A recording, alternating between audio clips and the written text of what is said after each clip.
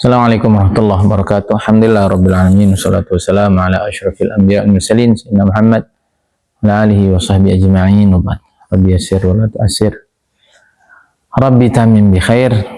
Alhamdulillah kita bertemu lagi dalam kajian Syajaratul Ma'arif wal Ahwal fi Salihil Aqwali wal A'mal, karangan Imam Izzuddin bin Abdissalam Sultanul Ulama alaihi wa ala jami' masyayikhina ila Rasulullah. Al-Fatihah. Bismillahirrahmanirrahim.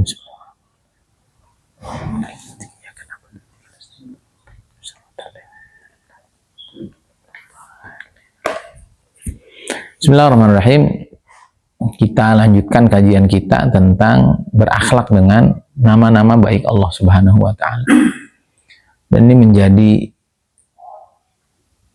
motivasi yang luar biasa besar, bahwa Allah Subhanahu wa taala menjadikan kita khalifah. Khalifah kan menjadi pengganti, menjadi wakil, menjadi perpanjangan tangan Allah Subhanahu wa taala untuk menyikapi seluruh makhluknya. Kalau kita pahami, maka baik kita baca Asmaul Husna itu tiap hari sambil direnungi gitu. Saluka ya man huwallahu alladzi la ilaha illahu ar-rahmanur rahim. Ar-Rahman, Ar-Rahim. Ar-Rahman itu yang ngasih tanpa pilih kasih. Kafir, mukmin, ta'i', asi, taat ataupun maksiat, semuanya dikasih tanpa pilih kasih. Baru Ar-Rahim yang memberi kasih sayang istimewanya khususnya kepada orang-orang khusus. Itu tentu. Maka kita sama orang non-muslim juga mesti baik, tapi harus sangat baik sama orang muslim. Sekarang enggak, sama orang Islam ribut, kita nama yang lain enggak berani. Nah, ini kita harus berakhlak dengan akhlaknya Allah. Dan ini ya Allah, baca Syajaratul Ma'arif itu betul-betul melapangkan dada, mencerdaskan pikiran.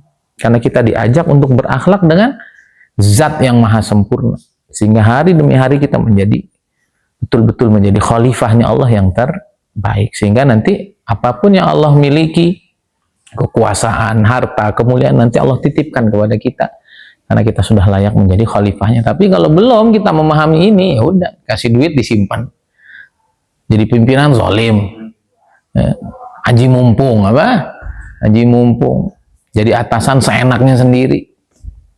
Kita nggak paham, padahal kita nih perpanjangan tangan Allah kepada hamba-hamba di sekeliling kita. Semoga Allah SWT senantiasa tolong kita, itu kita bisa berakhlak dengan akhlaknya Allah, sebagaimana sabda Nabi SAW, takhallaqu bi akhlaqillah, berakhlaklah dengan akhlaknya Allah Subhanahu wa taala. Allah Subhanahu wa taala memiliki sifat al-haq yang pertama di sini. Artinya Allah yang maha benar. Ya.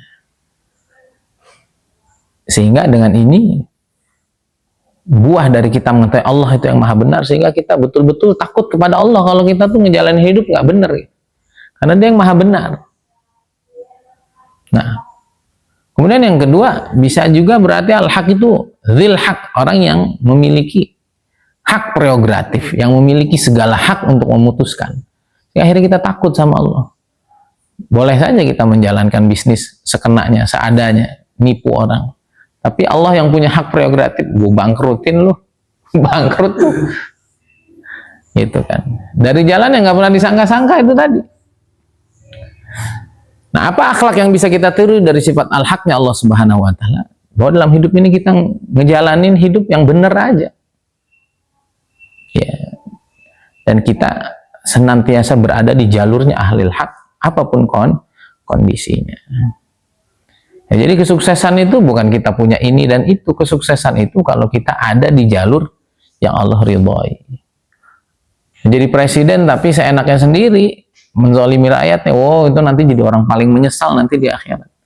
Jadi katakanlah kita ini orang paling sengsara, tapi kita ridho, kita syukur sama Allah, kita sabar, ibadah jalan terus, nggak zalim sama orang. Oh, nanti jadi raja di akhirat, dan termasuk orang yang hidupnya paling bahagia di dunia. Allah udah bagi kok. Yabsutur rizqa liman yasha wa yaqdir. Allah udah lebihkan rezeki sebagian dan Allah sempitkan. Dan itu udah keputusan Allah. Artinya kita jangan nunggu kaya. Jangan nunggu gampang, jangan nunggu jadi pemimpin. Udah sekarang aja jadi yang terbaik. Kadang-kadang orang begitu. Karena nunggu-nunggu itu kata Imam Syafi'i kemarin batolah. Itu ada waktu kosong yang nggak efektif. Lagi sakit, jangan nunggu sehat. Udah amal aja waktu sakit. Waktu lagi susah, jangan nunggu kaya. Bagaimana? Ya udah infak seadanya. Karena kalau dari susah nggak pernah infak, ya kaya lebih berat lagi. Ntar kan udah lebih, lebihnya buat Lamborghini, lebihnya buat bini simpenan. Ya, lebihnya buat nyakitin orang yang pernah nyakitin dia balik gitu.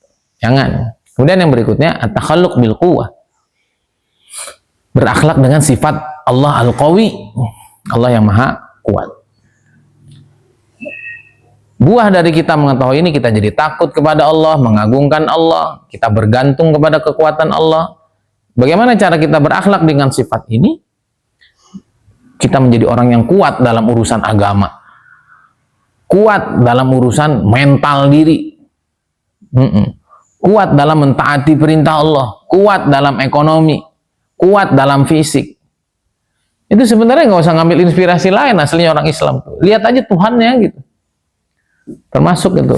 Ya, dulu saya juga membatasi diri Pak Iwan. Yang penting pintar ngaji, bisa ngaji. Enggak, harus bisa semua. Innallaha ala kulli syai'in qadir. Allah teh segala bisa. Harusnya bisa kita tuh laki-laki, cuman saya dulu nggak dapat pendidikan itu dari orang tua saya. Udah bayar orang aja, orang Jakarta. Nah, itu mertua saya ngajarin gitu ke istri saya. Istri saya akhirnya serba bisa. Kadang-kadang apa yang saya nggak bisa, saya kerjain. Inspirasinya udah cukup sebetulnya. Dari ayat-ayat Allah, dari Allah Subhanahu Wa Taala. Allah tuh segala bisa. Apa? Memendel orang ya, menyiksa orang yang paling penyiksa, mau nyayangin, paling sayang, mau sabar. Semuanya Allah maha bisa. Nah kita mesti begitu. Jadi kalau Allah kita tuh yang maha kuat, kita mesti yang maha kuat. Tapi niatin ini adalah dalam rangka mewujudkan kesempurnaan sifat Allah sehingga kita semakin layak menjadi khalifahnya. Kemudian yang berikutnya adalah berakhlak dengan sifat al-wali yang maha ngurusin. Allah ngurusin segalanya. Kadang-kadang malas Pak Iwan. Udah ada bagiannya. Astagfirullah. Coba ya kalau kita ngaji dari dulu yang begini-gini kan kita mau belajar semuanya. Nah, tapi nggak ada waktu terlambat. Sekarang lah belajar apa aja, siap ribet, siap susah. Akhirnya apa? Kalau kita tahu Allah itu Al-Wali yang maha ngurus segalanya, kita jadi bergantung kepada seluruh yang diurus sama Allah SWT. Udah jangan ngurus. Saya orang Betawi tahu-tahu nyasar ke bumi Pasundan gitu. Ya udah Allah atur. Anak nggak ada, kayak nyelip satu cewek, laki semua udah. Pengen ini udah Allah udah aturin semuanya. Akhirnya kita jadi pasrah, ridho dengan segala ketentuan. Bagaimana berakhlak dengan sifat al-wali ini? Kalau kita ini selalu beliau ya. Kalau kita diuji dengan sebuah kepemimpinan, mau dibilang kepemimpinan, kekuasaan, harta itu selalu disebutnya ujian sama beliau. Orang tuh ngerasa itu bukan sebuah kemuliaan gitu. Tapi ujian, dia akan serius ngurus lil mula alaih, kepada apa yang dia urus. Kadang-kadang kan bos nggak begitu bos. Duitnya pas, nyuruhnya enak gitu. Duitnya nggak pas gitu, duitnya kurang, nyuruhnya nggak. Nah maka kita harus ngerti lah kalau duitnya belum pas ya. Wayang sah bijal bima, dan niat pengen memberi kebaikan yang paling besar kepada yang kita pimpin. Dengan apa aja yang mungkin manfaat-manfaat yang bisa kita kasih caranya gimana kek. Dan apa aja yang nggak baik, nggak layak buat orang yang kita pimpin, kita jauhin sejauh-jauhnya. Jangan sebaliknya. Ya, rakyat apa nih yang bisa dikuraskan gitu. Wah, listrik ini naik nih diem-diem kan gitu. Pajak nih naik, nggak gitu. Akhirnya rakyat marah. Marahnya makhluk tuh marahnya Tuhan ya, karena kan al-khalqu kulluhum yalullah, nanti makhluk itu keluarganya Allah gitu, keluarganya diganggu maka Allah juga marah. Kemudian ada sifat al-muqaddim al-muakhir, Allah yang mendahulukan, Allah yang memundurkan. Dari ini kita akan takut kepada Allah Subhanahu wa Ta'ala, karena bisa aja Allah undurin karir kita, Allah undurin jodoh kita, Allah undurin kesuksesan kita. Dan akhirnya kita bergantung kepada Allah pada apa yang Allah segerakan dan apa yang Allah, udahlah, udah Allah. Kadang-kadang jodohnya duluan, duitnya entar. Ada orang duitnya duluan, jodohnya entar. Udah, iktimat aja udah, nang di Al-Muqaddim. Dan kita jadi lebih tenang kalau tahu ini semua tuh Allah gitu. Kan ada orang, saya telat nikah. Bukan telat nikah, emang udah waktunya itu. Saya telat sampai hari ini belum punya rumah. Bukan, emang Allah akhirkan itunya. Tapi yang lain kan Allah majukan. Belum punya rumah, udah punya anak, bererot kan gitu. Ada yang udah punya rumah gede, nggak ada anaknya. Syukuri aja. Dan akhirnya kita punya harapan kepada Allah SWT untuk Dia menyegerakan, menyemangati kita untuk taat kepadanya.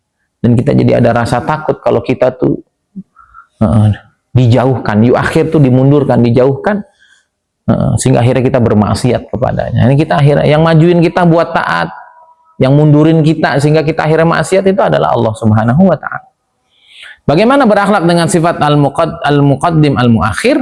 Apa yang Allah perintahkan kita dahulukan, dan mengakhirkan apa yang kita diperintah untuk mengakhirkan. Kita punya hajat, tapi keluarga kita lagi perluan, apalagi orang tua. Kalau nggak segera beli rumah ini nanti makin naik. Ayo, orang tua ini udah tiap hari dikejar debt collector semua. Ini namanya nggak paham al-muqaddim al-muakhir, nggak tahu skala prioritas. Harusnya orang tua aja dulu, nanti Allah kasih jalan. Bagaimana sifat al-muqaddim bisa memprioritaskan? Kita prioritaskan apa yang paling layak dari hal-hal yang remeh, hal-hal penting dari hal remeh.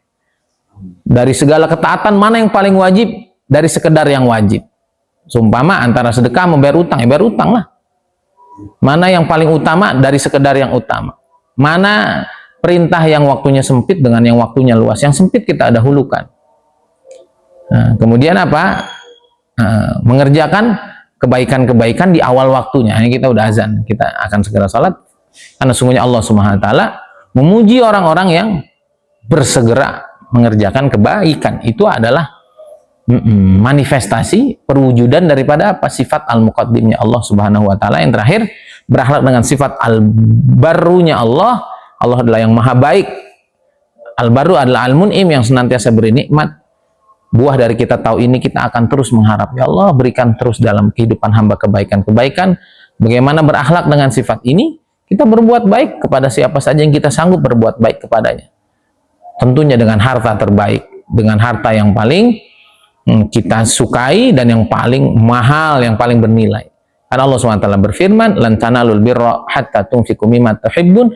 Kamu nggak akan sampai kepada kebaikan yang sempurna sampai kamu sanggup menginfakkan sebagian dari apa yang kamu cintai. Kalau kita punya duit seumpama 10 juta ya, 5.000 mah nggak kerasa. Coba ambil yang kira-kira hati bergetar. Nah, itu albir itu. 1 juta seumpama, itu kan udah 10%. Semoga Allah pilih kita, dan seakan-akan Allah bilang kamu nggak akan bisa jadi khalifahku dengan punya sifat albar sampai kamu menginfakkan yang terbaik. Subhanakallahumma wa bihamdika, assalamualaikum warahmatullahi wabarakatuh.